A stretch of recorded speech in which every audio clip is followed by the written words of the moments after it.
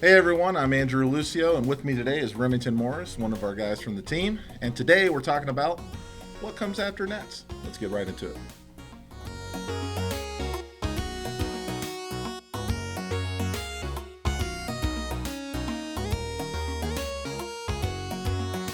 All right, so what comes after Nets? Oh my What God. indeed? We got skirmish season that's going to happen, but That'll like be how fun. long is skirmish season going to last? I know we're doing drafts, I know we're doing blitz, but beyond that, each store can only host one event that's actually supported with a Right. prize kit, right? So, does it have to be draft and blitz, or can they do sealed? Can they do starter decks? So when it comes to blitz, I believe you can kind of do the pre-cons. You The can do an event pre-cons? like that. There's like a little bit of wiggle room, but for the most part, it has to be a blitz style format. And if you get the draft, then you're going to host the draft. But it really depends on whatever LSS decides to give you as far as 48, 64 players, whatever the case may Okay. be. And you won't know that until it gets there recently. But again, your store gets one event. And how many months is it going to be before the next big thing? We started RTN season in September. Yes. So Road to National season starting in September of 2022. And when did skirmish season end? Skirmish season ended in Well, I think skirmish season happens for each set. for each set, right? When did skirmish season for Monarch end? Was that- It ended like right before RTN. Yeah, August. About, yeah. So I mean, if you're looking at that, then right. So this will be the skirmish season for Tails. Yep. We've got a supplemental set coming out in January of 2022. Okay, confirmed January, or is it Well, just it quarter- says January Yeah. 2022, Okay. and it says supplemental set, and it's a big question mark, so nobody knows exactly what it's going to be. But then after that, I mean, we might be another month or two before the next set, and again, there's still no big classic constructed Right. events between now and then. So what exactly happens? And that's what we're going to talk about today. I mean, so for the most part, if you don't know, I and my partner Kyle Waple, we're business partners, and we own the local game store here in Texas. It's basically right outside of Dallas. We're in Richardson. So if you're not familiar, that's about literally on the edge of Dallas. And the idea for us is to create some sort of circuit series, and eventually we're going to reach out to LSS and we're going to gather the best players, effectively all the guys that are consistently topping, and we're going to have this big conversation about what kind of big event would we all like to attend.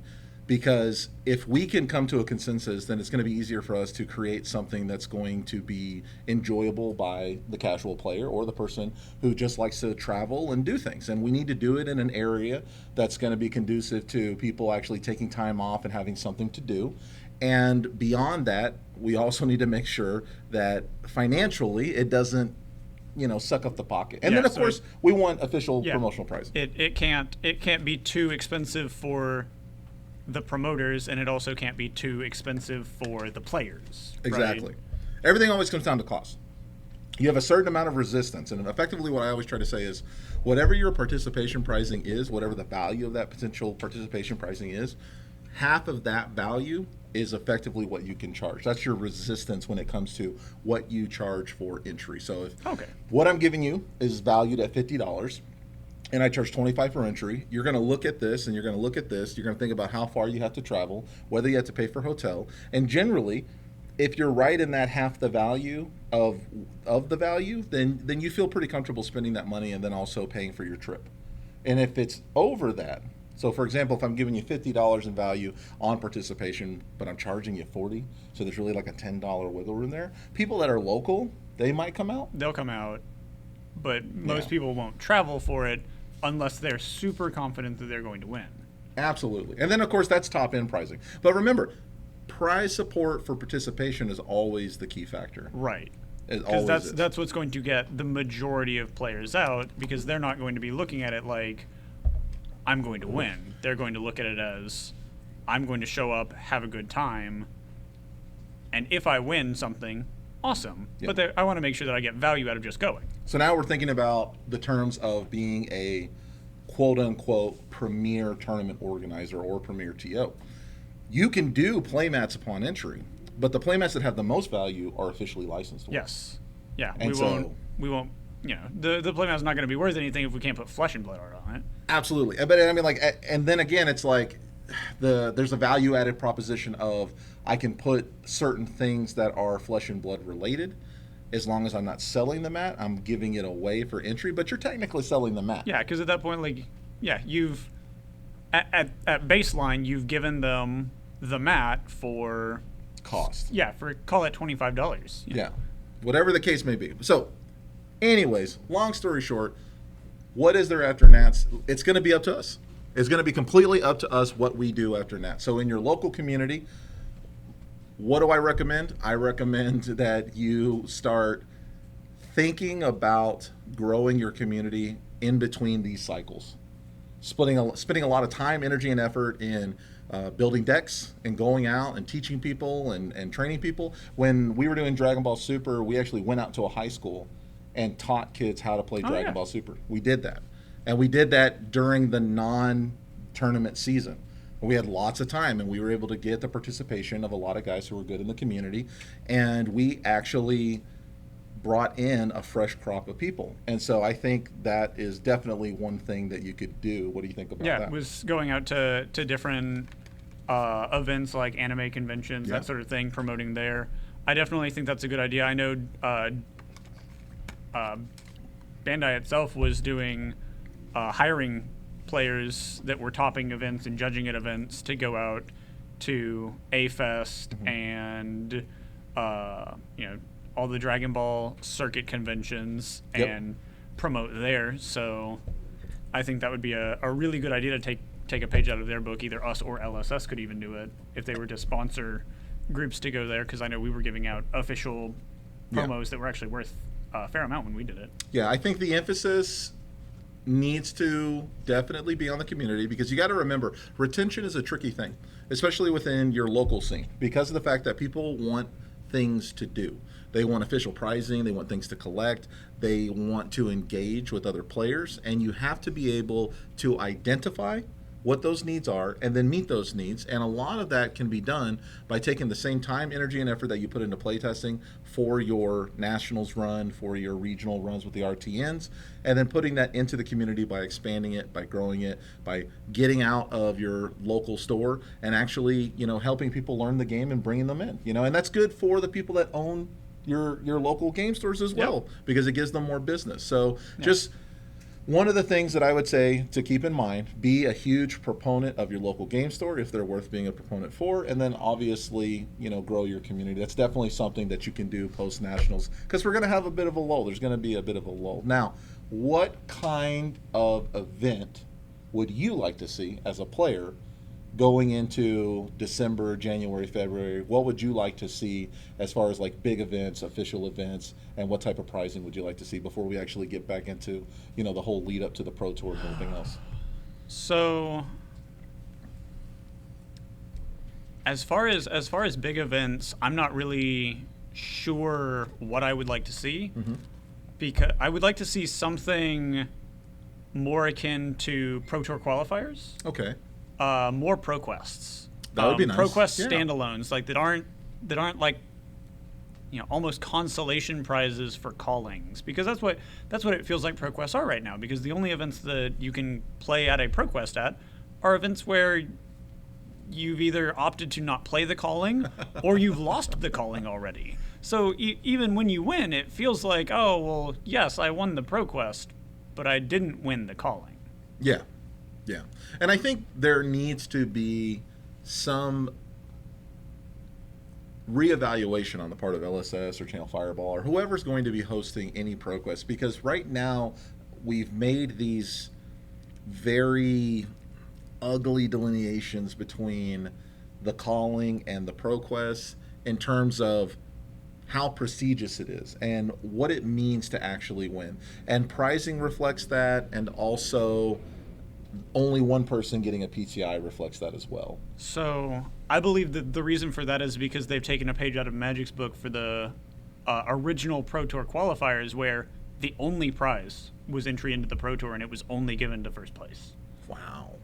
That's interesting. So you're telling me people would show up, pay an entry fee. What kind of entry fees were they charging? It was typically depending on the location and the format. It was could range anywhere from $20 to $50. And what was the actual prize? Was it ever like product, or was it literally just first place gets an invite and that's it? I'm sure some people did product. Yeah. I know all the ones that I played in, it was, hey, first place, here's your here's your invite, and all the rest of you, Thanks for coming out. thanks for coming out. Wow, I could not imagine paying that kind of money and then walking away with Now, nothing. admittedly, the higher cost events like Uh-huh. that, they were draft sealed, so you also got to keep your cards. Oh, you got to keep your product. Yes, you got to keep the product that you opened there. So there was some small consolation. You know, maybe you opened A nice money Liliana card. of the Veil. Yeah, I get you. I or- get you. Well, I would definitely not like to see that because, and like, here's the deal, right?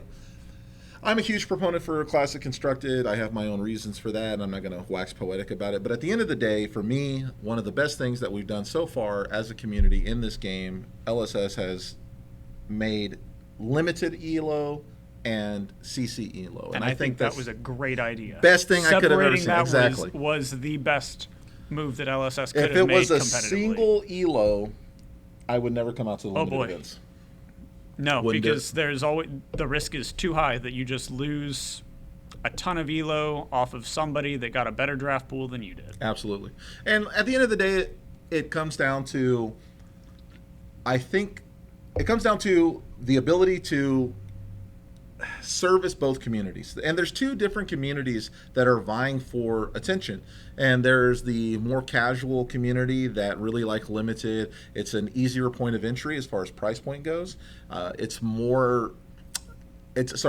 less time intensive and more forgiving for individuals who haven't taken the time to learn 3 or 4 different sets. It's more forgiving in that nature, and it's a different style of play. So there are certain skill sets that give you more of an advantage when you're in a limited format than when you're in Classic Constructed and there's 4 or 5 different sets you can pull from, supplementary sets, a lot of cards, a huge card pool, and always trying to consider what your opponent could be potentially playing against you, et cetera, et cetera. So I think it's very good that we're trying to service both communities. I just don't want to get into the master debate of one has more skill than the other. There's just different skill sets. That's really what it comes down to. And I like the fact that we can have our cake and eat it too, because the ELO is split, and I think that's a good thing. Now, here's an interesting question that I didn't think about. It's not Okay. exactly on topic for the video, but it is on topic regarding ELO. At Nationals, where we're both going to be playing, Yeah, do you have any limited ELO currently? I do. Okay, so I'm still at 1500. I'm at baseline. Does my limited ELO change during the draft pod at Nationals? If it's rated, then it will. Yes, because Nationals is rated. So Yes, then it will. Nationals is an event that uses rated ELO, but 2 different sets of rated ELO because it is limited and constructed. Yes. So my That's thought, interesting. Yeah, my thought process is that they're going to have a master sheet where they can weigh out your overall win-loss ratio, because there's no way, unless they're doing it now. Like if they're programming it now, then obviously there is a way.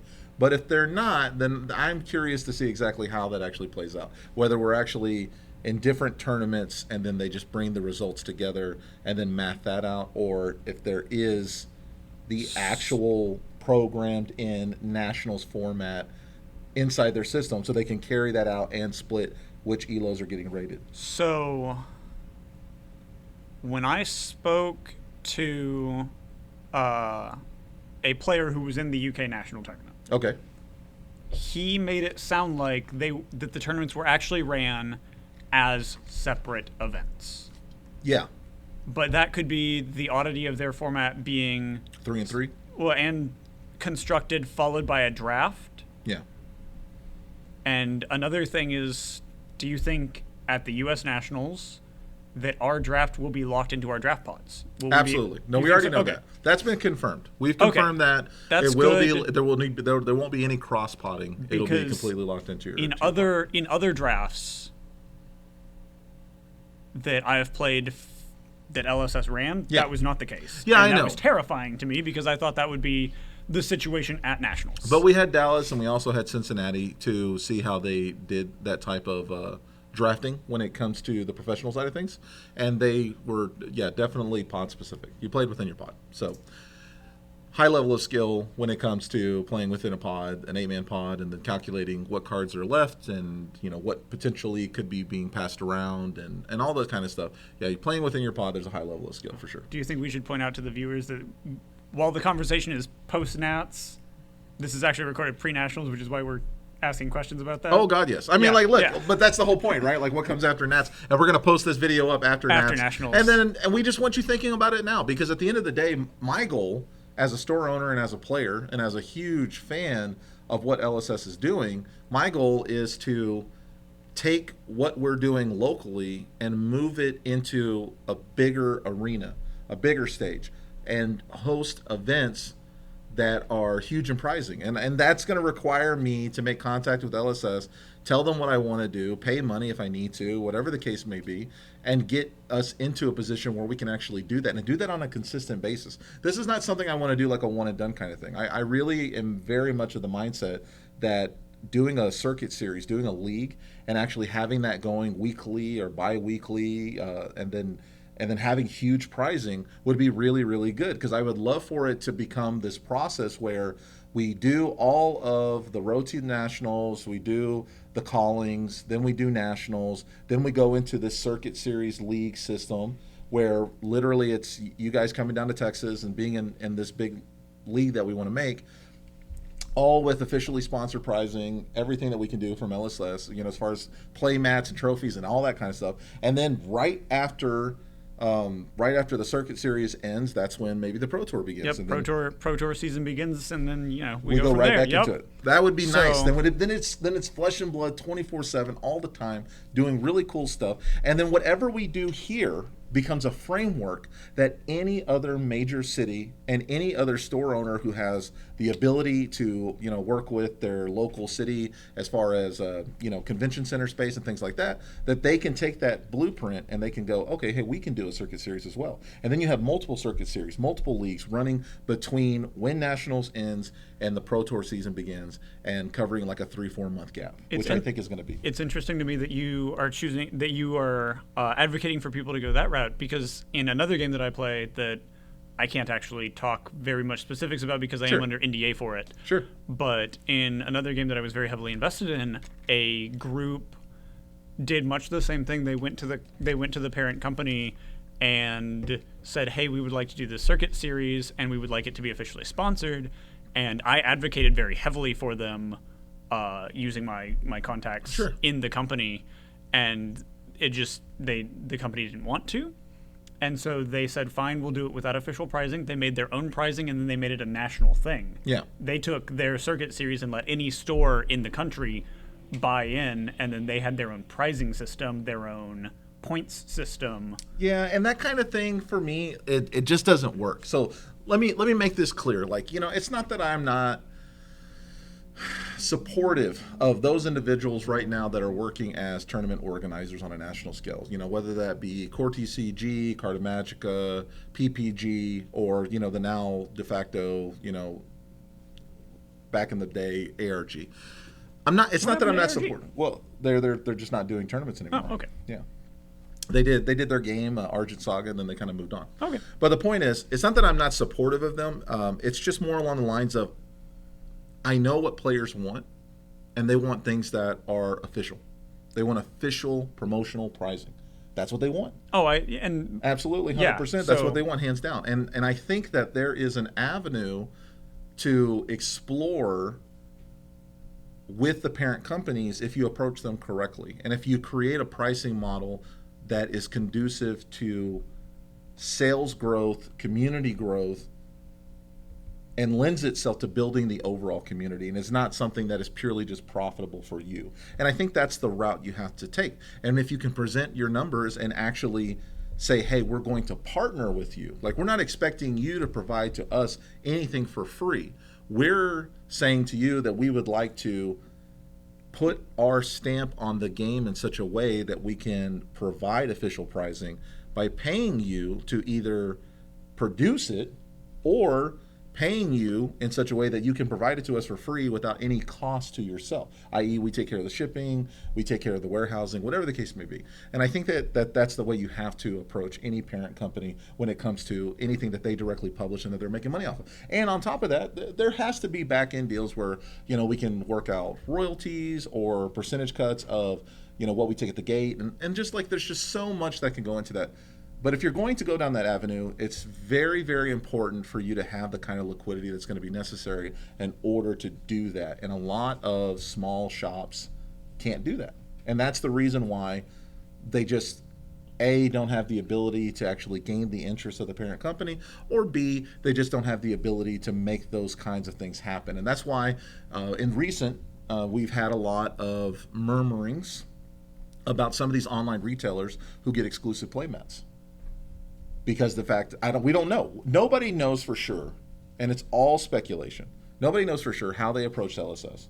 To get these exclusive playmats. Exactly. Right, yeah. Nobody no one knows. aside from the companies themselves, But right? the point is, the brick and mortar shop, based on the company mission statement and how supportive they are of the local game store, the brick and mortar shops don't have the opportunity to do this. I never received an email from LSS saying, hey, for $1,000, for $1,500, $2,000, we will license to you a piece of art so you can make a custom playmat that you can use in addition to whatever sales. I've never received an email like that. And In fact, the only emails that I receive are emails telling me that you're only going to be able to get a certain amount of product and you're only going to be able to do a certain amount of sales. And this is basically the limitation to your growth. I'm limited as a local game store and how big I can go into the game. versus some of these companies that have a surplus. They don't do anything for the community. All these online retailers do absolutely nothing for the community. What are they doing? They don't have physical space. They're not creating tournaments. They're not hosting events. They're not teaching people how to play the game. They're doing absolutely nothing for the community. Oh, but they make articles. Who cares? Nobody cares. Literally no one cares. There are a ton of people who don't own giant online retail shops that are making articles and putting out very good content. And these guys, they do absolutely nothing for the game. Literally nothing. What are they doing? I'm not disagreeing with you. Look, I mean, and when I say what are they doing for the game, I mean that very specifically in what I just said, all the hosting. Now, you could make the counter argument that because they have the money and they're able to produce at such a large scale, that they're getting us in front of faces that never would normally see the game, that they're allowing the game to reach a broader audience, like in the case of Rudy, right? So like Okay. Rudy with Alpha Okay. Investments, right? That's what he's doing, right? He's So- putting the game in front of a large audience. Go ahead. I would agree with you on the surface at the beginning, certainly. Sure. I would very much agree with you at the beginning Yeah. that Rudy was influential in getting Flesh and Blood in front of people that had no idea what this game was. I'm one of them. But I would say that probably at this point, if you follow Rudy, you're a card game person. And if you're a card game person who's been following Rudy up until now, you know about Flesh and Blood. He's been talking about it for months. Yeah, that's true. He's But been talking about it for a year at this I point. want to see where you're going with it. Go ahead. So,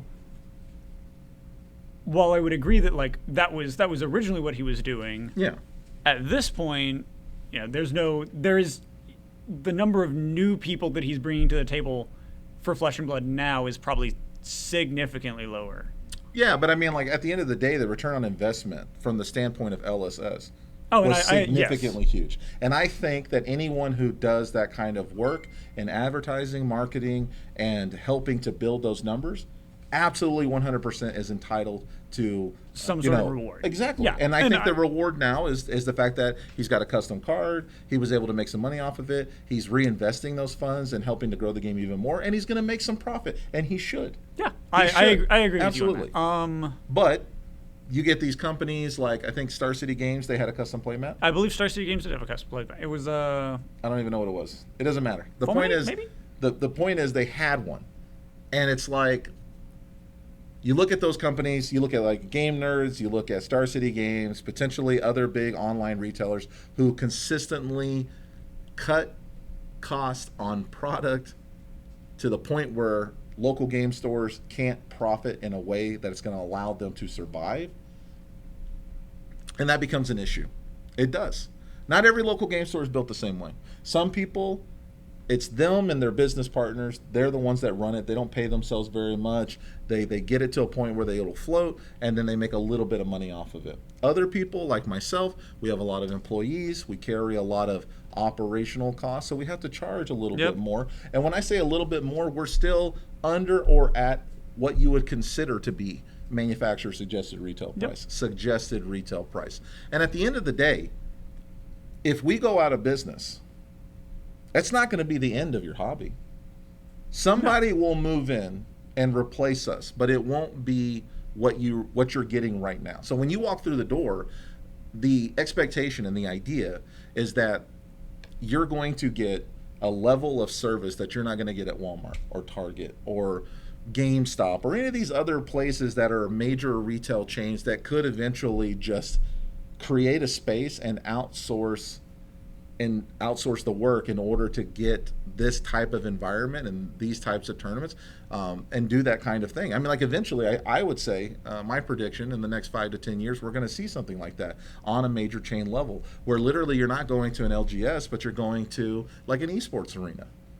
And going to that esports arena 2 times a week, 3 times a week, you're in a giant convention-like experience all the time, playing against hundreds of people and getting real high-level tournament experience and real, very, very expensive secondary market promotional style pricing consistently all the time. And it becomes more of an experience and less of a, it's less personalized, right? Less personalized. Yeah. Yes. It's definitely less personalized. You don't have that. You don't have the local game store feel. Exactly. Like we're going for big pricing and we're going for the big tournament experience. And that's literally where that's at. So what comes after nationals, it's a mixed bag. And it really is whatever we want it to be. But having $1 million Pro Tour really kind of sets the stage. What's your speculation on this $1 million Pro Tour, this first time Pro Tour? What do you think that's going to break down into? How many events? How do you think they're going to do the pricing? What do you think? What are your predictions? See, now I really wish I'd have prepared a little bit more and looked at some of my previous chats, because I actually, when they first announced the Pro Tour and the callings and the amount of money that was in total going into those, I did what I thought was a very accurate breakdown of this is how much will be in this is the Pro Tours that will happen, and this is how much each one will have in its total prize pool. And then the same for the callings. The callings were easy because we'd already seen that callings were on average $10,000. Yeah. And I don't believe that that's changed. I believe that all of the callings happening are still $10,000 so far. Well, I don't know. I mean, like, my whole idea and thought process for it was I wanted to see something really, really fun and really cool. Like, for example, we break it up into 5 or 6 events, and then we start looking at the idea of when someone who wins first, they literally could just say, I play whatever they went first with. They get a full suite of just gold foiled everything for their character. See, I do enjoy. I mean, it's like literally first place, boom, you get the whole suite. Something similar. Or I'm always a fan coming from my original card game was Legend of the Five Rings. I would love having that ability to influence storyline decisions, to occasionally make a new version of your favorite character. Little things. Imagine like Viserai experience. Oh God, yes.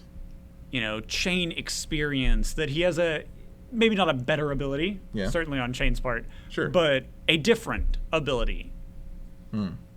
It is the same character, just reimagined. Something's happened in his life that has made him able to maybe use light magic. That would be certainly interesting. It could be. Well, let's wrap everything up. Come on. Let's go. For sure. Redemption, right? Chain the Redeemed. I love it. I don't disagree with it. Let's wrap everything up, though. So, to recap everything, like we said, there's going to be a down period. There's going to be, I think, a good 3 to 4 months before the Pro Tour starts. I think it's probably going to start somewhere around March. But we'll see how it goes. And they'll probably make more announcements as far as that goes. But between then, get out there and do something. And don't allow yourself to fall into a lull or to take a break, because it's going to be very easy to do that. We're going to be moving into December. Christmas will be coming around. January is kind of like the reset. You're thinking about how you're going to spend the new year. And I can tell you right now, one part of your resolution for New Year's needs to be, I'm going to do more for the community while I have the time to do it. Yep. While I'm not grinding every single day like we were for Classic Constructed and for Sealed and for Draft. While I'm not grinding every single day, I'm going to spend the same amount of time, energy, and effort, and I'm going to teach some people and talk to some people about Flesh and Blood, and we're going to get the community going. I know casuals even in this community were like, oh, I can't come out on Mondays, and I would really love to come out on Saturday, but you guys are gone every Saturday. Back in RTN season, but so we've only got a little bit of time left. Yeah. Do you think anybody's going to be disappointed that we didn't bring up PvE at all in the post-Nats video? I hate casual formats. Good night, everybody!